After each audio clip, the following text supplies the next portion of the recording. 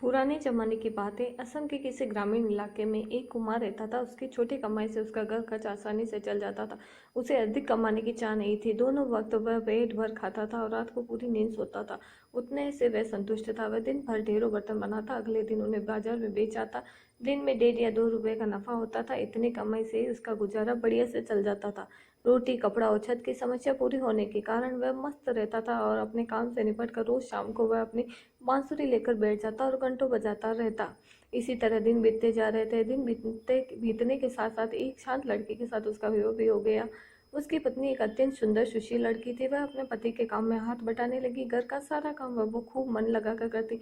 पत्नी के आने के बाद कुमार की आमदनी पहले से बढ़ गई। दोनों दंपति की मेहनत, तरक्की और खुशी को देखकर उनके पड़ोसी जलते थे। दोनों दिन भर मिलकर काम करते। शाम को काम से निपट कर कुमार बांसुरी बजाता, उसकी पत्नी उसके सुर में सुर मिलाकर घर के भीतर बेटी कुछ गाती गुनगुनाती रहती थी। एक दिन पत्नी ने कुमार से कहा, तुम जितना कमाते हो वह रोज खर्च हो जाता है। हमें अपनी कमाई से कुछ न कुछ बचाना भी जरूरी है। इस पर कुमार बोला, हमें जमा ज्यादा कमाई करके क्या करना है? ईश्वर ने हमें इतना कुछ दिया है, मैं इसी से संतुष्ट हूँ।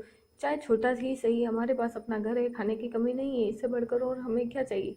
इस पर पत्नी बोली, मैं जानती हूँ कि ईश्वर का दिया हमारे पास सब कुछ है और मैं इसमें बहुत खुश भी हूँ, परंतु बुरे वक्त के लिए भी हमें कुछ न कुछ बचा कर रखना चाहिए।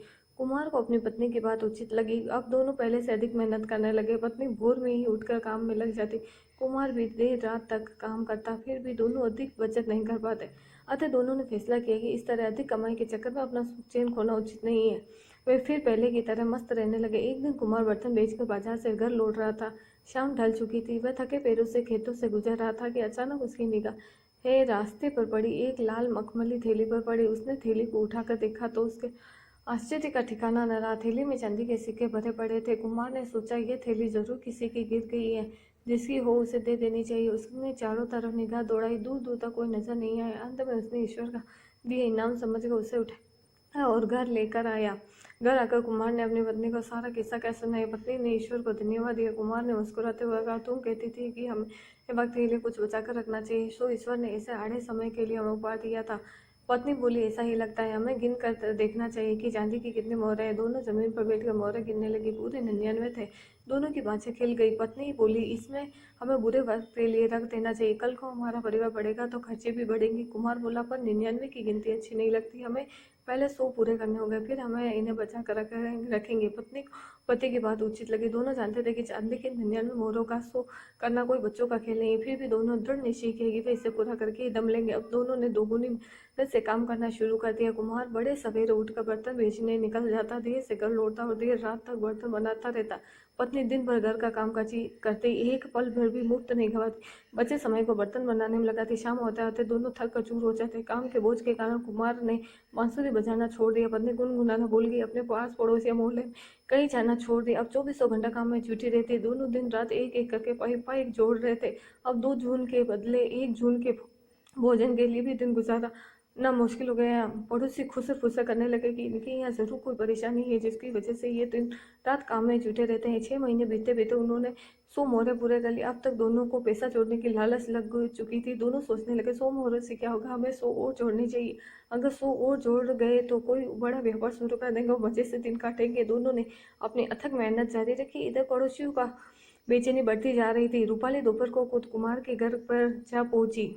रूपाली ने इधर उधर की बातें करने के बजाय कुमार की पत्नी से पूछा, बहन, पहले तुम रोज शाम को मधुर गीत गुनगुनाया करती थी, हम मजे लेते थे।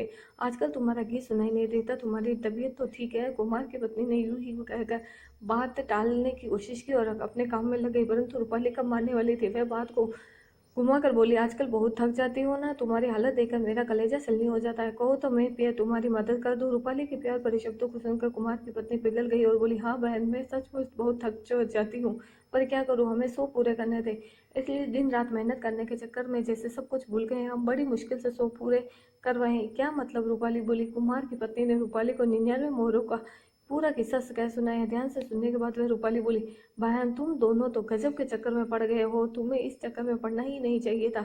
ये चक्कर आदमी को कहीं का नहीं छोड़ता, आदमी को इंसान से मशीन बनाकर रख देता है। कुमार की पत्नी ने आश्चर्य व्यक्त करते हुए कहा, तुम किस चक्कर की बात कर रही हो? मैं कुछ समझी नहीं। अरे बहन, 99 का चक्कर, रूपाली का जवाब था।